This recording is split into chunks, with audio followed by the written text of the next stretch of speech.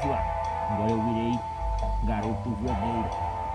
Quem já não ouviu, se ouvir falar de roubo, traição e morte, no caminho de um revólver 38 ou da pistola quadrada, negro mata só pra ver a queda e a revolta não adianta nada, que quem sei se é o Lucifer, que ele veio pra terra prometida por Deus, pra matar e roubar e destruir, com a traição que envolve as nossas famílias, que ele e Jesus Cristo é a lei verdadeira, sincera e leal.